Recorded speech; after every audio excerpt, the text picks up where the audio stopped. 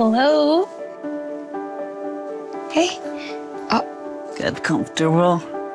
My journey to Canada started in 2019. We were looking for a better future, more opportunities. A new beginning for your family. I've missed so many weddings, celebrations. I spent almost like 21 years of my life in India, and it was very hard to leave that behind. Just 2 bags, 23 kilos each. You talked about what you had to leave behind. Can you tell us more about specific things you couldn't bring with you? One major thing that I left behind was my guitar.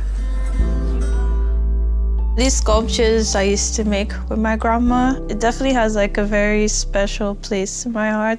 The big photo. Yes, a big photo album. Every time you open it, it's just magical for us. I ended up anyway leaving 2 or 3 boxes of things at my mom's. Everything that my grandparents always made for me, like my wedding dress, it has a lot of meaning. Especially when one of them is no longer with you.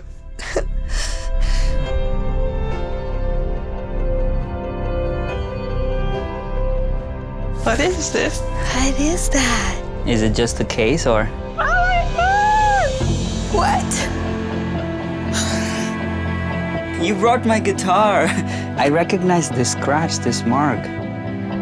Oh my God! Mom and Papa's wedding album, look! How did you guys do that? Oh my God!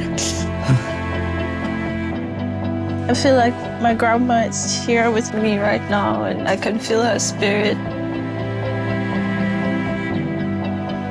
Look at Daddy.